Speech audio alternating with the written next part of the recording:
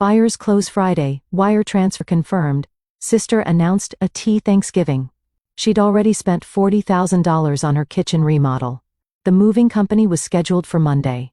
Then the title insurance underwriter called. Irrevocable trust ownership makes this sale void. The smell of roasted turkey filled Mom's dining room, but I couldn't taste anything. My sister Rachel stood at the head of the table, champagne glass raised, announcing the sale of my mountain cabin like she'd won the lottery. Our parents beamed. Her husband recorded the moment on his phone. My nephew asked if Aunt Rachel would buy him the new gaming console now. The buyers are from California. Rachel continued, scrolling through her phone. Tech money. They didn't even negotiate. Full asking price, $890,000.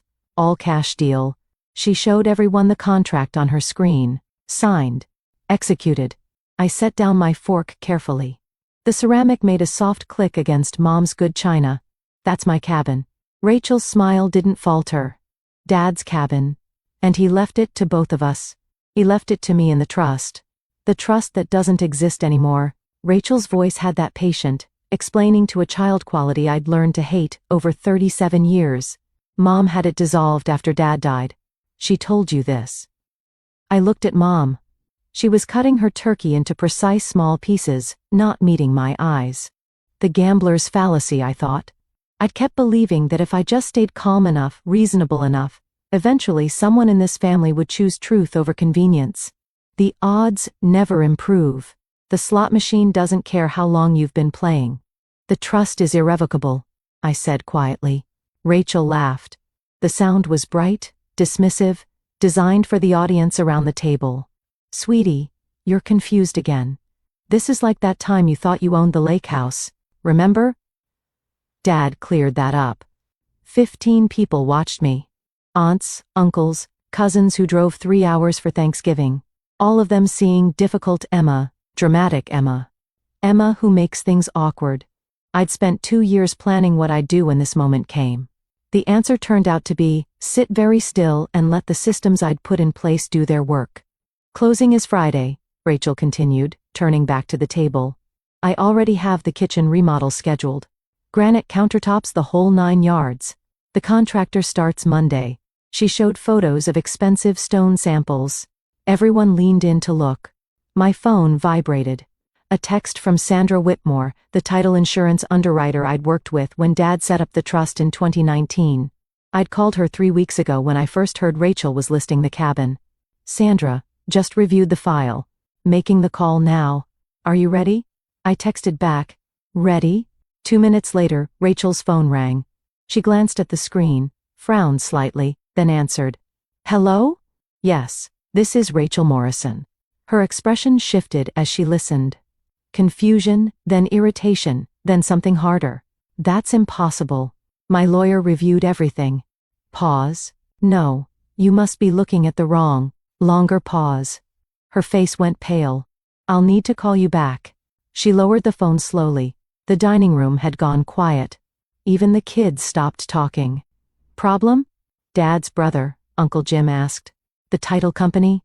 Rachel's voice was different now. Smaller. They said there's an issue with the cabin deed. What kind of issue? Mom's fork had stopped moving. They said it's in a trust. An irrevocable trust. In Emma's name? Rachel looked at me across the table. Behind the shock I saw calculations starting. That's not possible. We had this checked. Our lawyer said. My phone rang. I answered on speakerphone, my hands steady. This is Emma. Miss Emma Whitfield.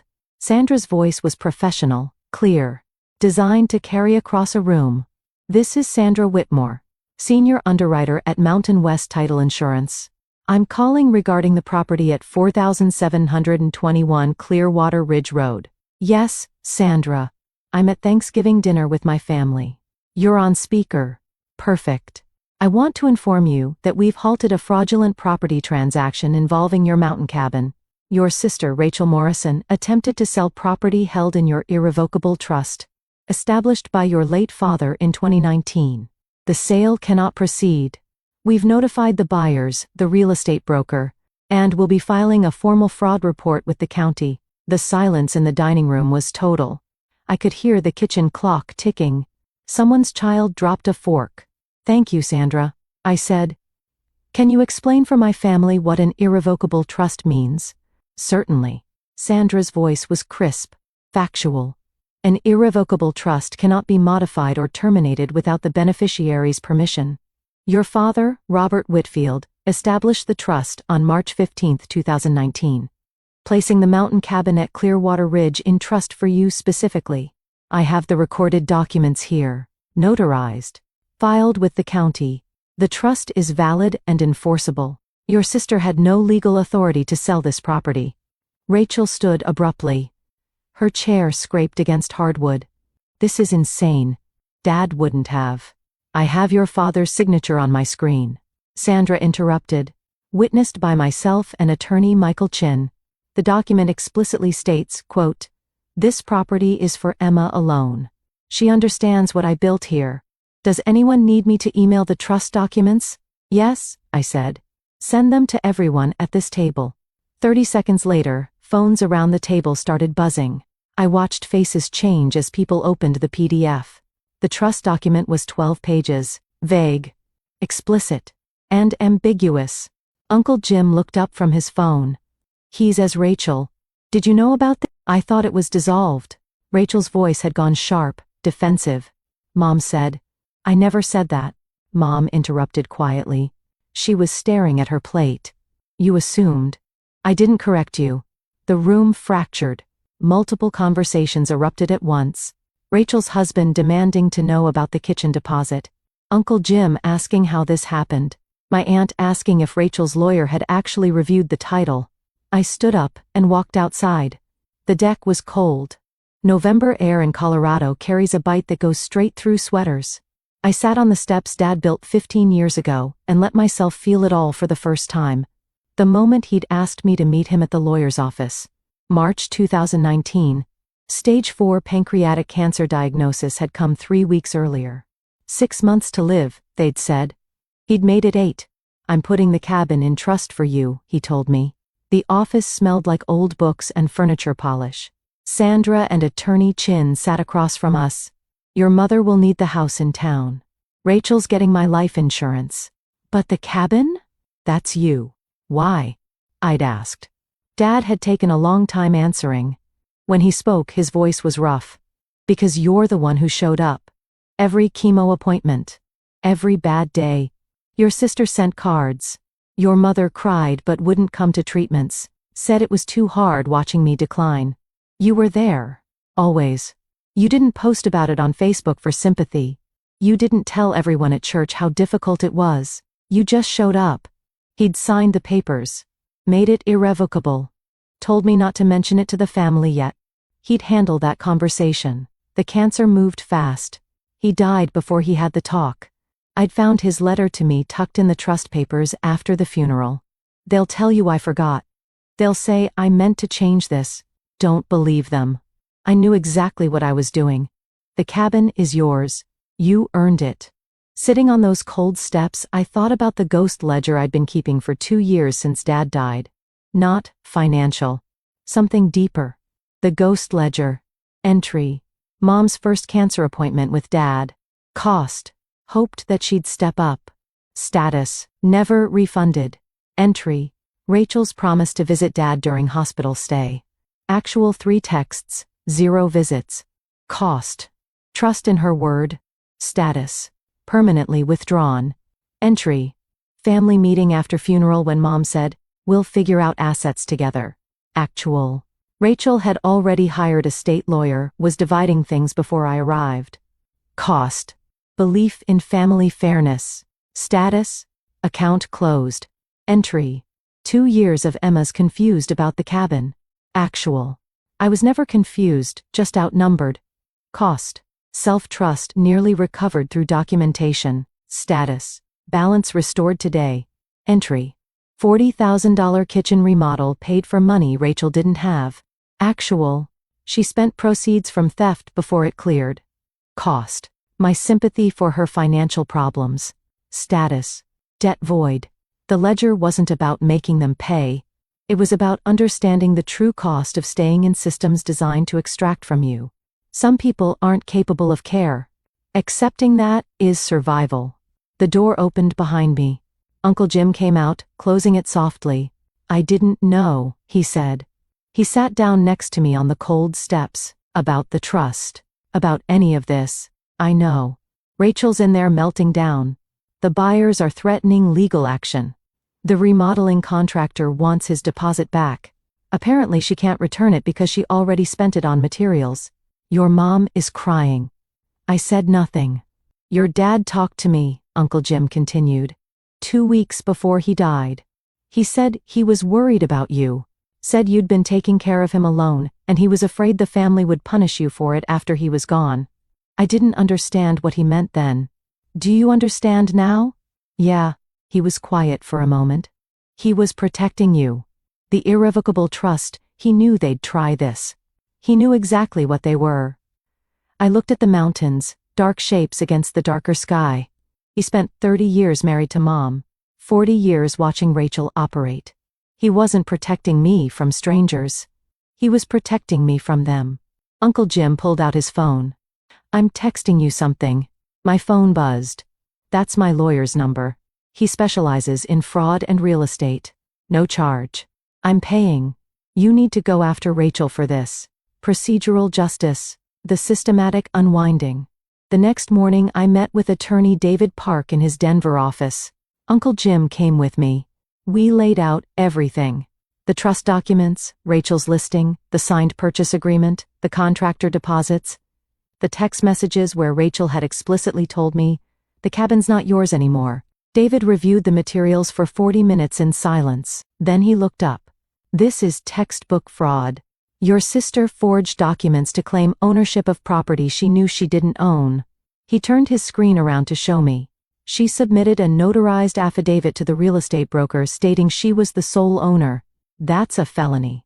The legal process unfolded with mechanical precision. Step 1. Evidence preservation. November 26 to 27th. David filed an emergency motion to preserve all documents. The listing was taken down. The sales contract was voided. The buyers were officially notified the seller lacked legal authority. Rachel's text messages, emails, and social media posts about my mountain cabin were archived. Step 2. Fraud report filing. November 29th. The title company filed formal reports with the county district attorney, real estate commission, and state attorney general. Each report detailed the fraudulent conveyance attempt. Rachel's real estate attorney received copies. Step 3. Financial investigation, December 1st to 15th. Forensic accountant traced Rachel's spending. $40,000 to contractor, $25,000 to credit cards, $18,000 to her husband's business loan, $12,000 to new furniture. Total, $95,000 spent from an $890,000 sale that never belonged to her. Step 4. Buyer response, December 3rd. California buyers filed lawsuit against Rachel and her broker for fraudulent misrepresentation. They'd spent $45,000 on due diligence, movers, and temporary housing. They wanted it back plus damages. Step 5. Contractor liens. December 8th. Kitchen remodeling contractor filed mechanics lien on Rachel's primary residence for $40,000. Materials were purchased, non-refundable. He wanted payment. Step 6. Broker consequences. December 10th. Rachel's real estate broker suspended her listing and opened investigation. If Rachel's documents were fraudulent, broker's errors and omissions insurance wouldn't cover liability. They added Rachel as defendant to buyer's lawsuit. Step 7. Criminal investigation opens December 12th.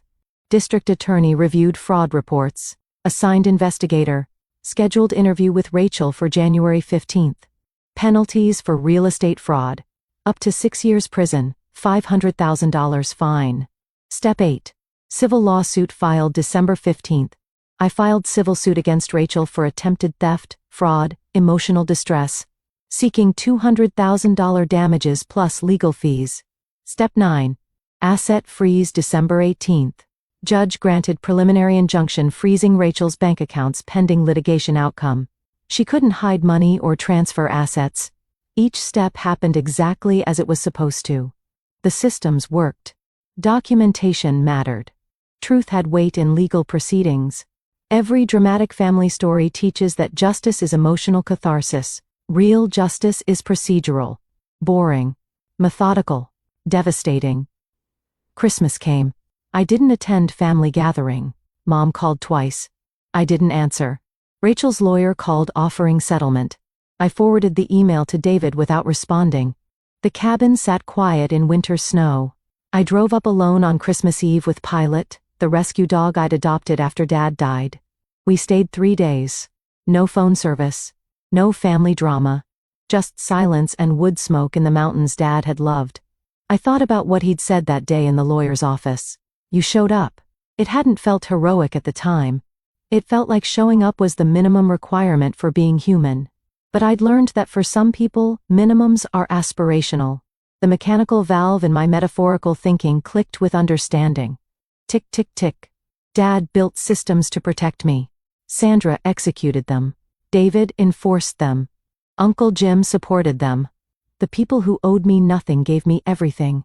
6 months later, the legal settlements came in waves. March. Rachel pled no contest to fraud charges. Received 2 years probation, 200 hours community service, $85,000 restitution to buyers and contractor. Criminal record permanent. April. Civil lawsuit settled.